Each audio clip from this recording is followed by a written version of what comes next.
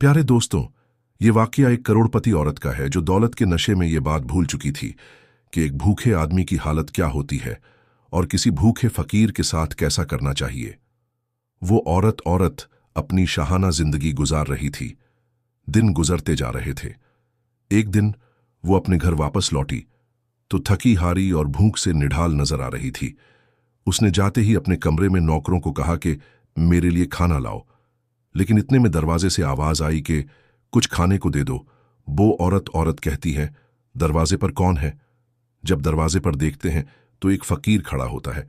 निढाल तबीयत है, प्यास की वजह से होंठ सूख चुके हैं और वह खाने का सवाल कर रहा है। नौकरों ने जब औरत को बताया कि एक फकीर है और वह खाना मांग रहा है, उस औरत ने इंतहाई गुरूर के साथ कहा कि इसे कहो कि यहां से चला जाए। अभी तो मैंने खुद भी खाना नहीं खाया है फकीर। क्योंकि बहुत भूखा था तो वह बार बार यही गुजारिश कर रहा था कि मैं भूख से मरा जा रहा हूं, खुदा के लिए मुझे खाने के लिए कुछ दे दो। ये सुनकर औरत को गुस्सा आता है। वह अपने फ्रिज से खाना निकालती है और बाहर जाकर दरवाजे पर उसके सामने खाना फेंक देती है।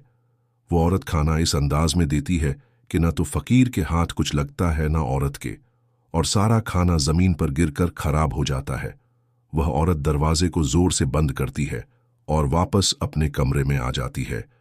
फकीर, जो अपने पेट की आग बुझाने के लिए दर दर की ठोकरें खा रहा था, जब उसने देखा कि उस औरत ने खाना इस तरह से जमीन पर फेंक कर बर्बाद कर दिया तो उसने आसमान की तरफ देखा, लब्बों ही लब्बों में कुछ कहा और वहां से चल दिया। वह औरत जाकर खाने की टेबल पर बैठ जाती है और खाना शुरू करती है। खाना खाने के कुछ ही देर बाद उसे लगता है कि शायद उसको पेट में कोई तकलीफ महसूस हो रही है। वह दवा लेती है, लेकिन वह दर्द आहिस्ता आहिस्ता बढ़ना शुरू हो जाता है। वो अपना इलाज भी कराती है, लेकिन तकलीफ थी कि रुकने का नाम ही नहीं ले रही थी, बढ़ती जा रही थी। और साथ में एक बड़ी परेशानी ये थी कि पेट का साइज भी बढ़ता जा रहा था। इस बात को लेकर वो औरत बहुत परेशान थी। एक तो तकलीफ थी और दूसरा यह पेट का बढ़ रहा था। आखिर कुछ दिनों के बाद वह एक डॉक्टर के पास गई। डॉक्टरों ने उस औरत का चेकअप करना शुरू किया। जैसे ही अल्ट्रासाउंड में उन्हें कुछ नजर आया तो वो बहुत हैरान हुए।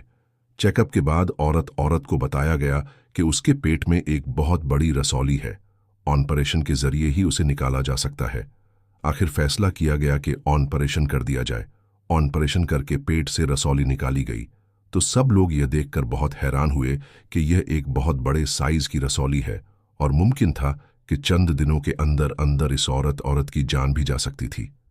सब लोग हैरान थे कि आखिर इतनी जल्दी यह रसौली कैसे बड़ी हो सकती है। लेकिन वो औरत दिल ही दिल में समझ गई और अपनी उस गलती को याद करने लगी कि कुछ वक्त पहले उसके दरवाजे पर एक फकीर आया था। इस फकीर ने खाने का कहा था, लेकिन उस औरत ने गुरूर और तकब्बुर में आकर अपने फ्रिज से खाना निकालकर उस फकीर के सामने इस तरह से फेंका था कि ना तो वो फकीर के काम का रहा ना उस औरत के, बल्कि वह सारे का सारा खाना जमीन पर गिरकर बर्बाद हो गया था। और इसी खाने की बेहुरमती की वजह से उसको यह सजा मिली।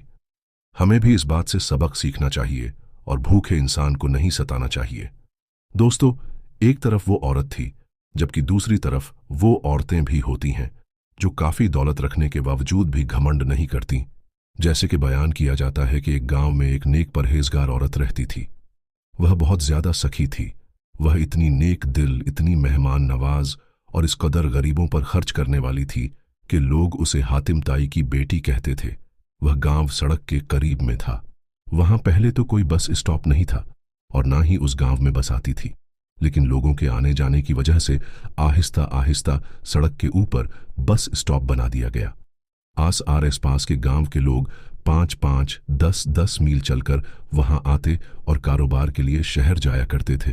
कभी कभी ऐसा होता था कि बस का वक्त खत्म हो जाता तो उन बेचारों के पास वहां रुकने के लिए कोई इंतजाम नहीं होता था, इसलिए वो उसी सारी रात बैठकर गुजारते थे। भूखे प्यासे रहते थे और अगर औरतें साथ होती तो और ज्यादा परेशानी होती थी। इस औरत ने महसूस किया कि यहां तो इनके लिए कोई इंतजाम होना चाहिए। चुनांचे इस नेक औरत ने अपने शौहर से कहा, क्यों ना हम लोगों के आराम के लिए एक मेहमान खाना बनवा दे, ताकि वो लोग जो रात को आगे या पीछे नहीं जा सकते वह आसानी से रात गुजार सकें और वो अगले दिन अपने काम के लिए रवाना हो जाया करे। शौहर को यह बात पसंद आई, चुनांचे उसने मेहमान खाना बनवाया। एक आदमी रखकर उनके लिए खाना पकाने का बंदोबस्त कर दिया। अब लोग आने जाने लगे और जो लोग आगे पीछे नहीं जा सकते थे वह रात के वक्त वहीं खाना खाते और आराम से सो जाते, फिर रात गुजारकर सुबह अपने काम के लिए चले जाते। यह सिलसिला बहुत वक्त तक चलता रहा। चुनांचे किसी जालिम शख्स ने इस औरत के शौहर को यह मशवरा दिया कि आपकी बीवी तो आपको कंगाल कर देगी। रोजाना इतना इतना खाना पकता है, फालतू लोग आकर खा जाते हैं, ऐसी सखावत का भी क्या फायदा। जब दोस्तों ने शौहर को बार बार मशवरा दिया तो शौहर के दिल में भी यह बात आ गई कि भाई यह तो वाकई लोगों ने तमाशा बना लिया है, रोज आते हैं और खाकर चले जाते हैं। चुनांचे उसने एक दिन फैसला कर लिया कि मेहमान खाने को बंद कर दिया जाए और मेहमान खाना बंद कर दिया गया। बीवी को पता चला तो वह परेशान हो गई और कहने लगी, जब परवरदिगार ने हमें इतनी जमीन दी थी, हमारे अपने अनाज से ही रोटी बनती थी और सारा साल मेहमान नवाजी का सवाब मिलता था। अब यह सवाब मिलना भी बंद हो गया है। लेकिन जब शौहर ने कह दिया तो बीबी खामोश हो गई। नेक औरत बात करने के लिए मौका ढूंढती है, लड़ाई झगड़े नहीं किया करती।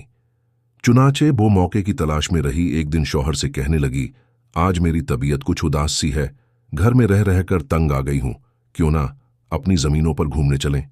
शौहर ने कहा, बहुत अच्छा, और अपनी बीवी के साथ खेतों में घूमने चला गया। वहां पर कुआं बाग फसलें थीं।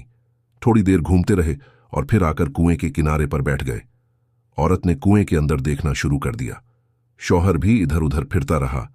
काफी देर के बाद कहने लगा, घर चलें क्या, देर हो रही है। औरत कहने लगी, बस चलते हैं। फिर कुएं के अंदर दोबारा झांकना शुरू कर दिया। कुएं में देखती रही। आखिरकार शौहर ने कहा, अल्लाह की बंदी कुएं में क्या देख रही हो? तो वो कहने लगी कि मैं देख रही हूं कि खाली डोल पानी में जा रहे हैं और भर भर कर वापस आ रहे हैं, मगर कुएं का पानी जैसा है वैसा ही है। शौहर ने कहा, अल्लाह की बंदी, अगर तू सारा दिन और रात भी बैठी रहेगी तो यह पानी ऐसे ही रहेगा, खाली ढोल भर भर के आते रहेंगे, लेकिन पानी में कमी नहीं आएगी। जब शौहर ने यह बात कही तो उस नेक दिल औरत ने कहा, अच्छा, कुएं का पानी खत्म नहीं होता। शौहर ने कहा, वाकई कुएं का पानी खत्म नहीं होता। यह सुनकर वह नेक औरत कहने लगी, अल्लाह ने हमारे घर के अंदर भी एक कुआं जारी किया था। लोग खाली पेट आते थे और पेट का डोल भरकर जाते थे। तुम्हें क्यों लगा कि अल्लाह पाक तुम्हारे उस कुएं के पानी को कम कर देगा?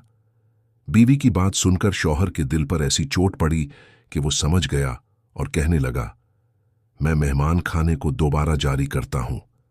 लिहाजा शौहर ने मेहमान खाने को दोबारा जारी कर दिया। कहा जाता है कि वो औरत जब तक जिंदा रही उस इलाके में वो मेहमान खाना जारी रहा। लोग आते थे, खाना खाते थे, दुआएं देते थे, अपने अपने सफर पर चले जाते थे।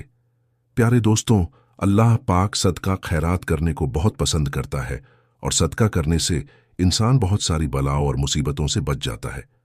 कोशिश करनी चाहिए कि अगर आपको अल्लाह ने अपनी नेमत से नवाज रखा है तो सदका और खैरात का एहतमाम जरूर किया करें, और जिसको जितना भी नवाजा है वो अपनी हैसियत के मुताबिक अल्लाह की रिजा की खातिर लोगों की भलाई के काम करें।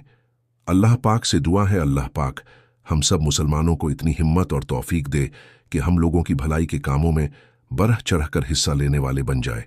अल्लाह ताला हमें नेक रास्ते पर चलने की तौफीक अता फरमाए। आमीन, अल्लाहुम्मा आमीन। दोस्तों, अगर आपको वीडियो पसंद आई हो तो लाइक जरूर करें और हमारे चैनल को सब्सक्राइब कर ले। मिलते हैं एक और नई वीडियो में। अल्लाह हाफिज।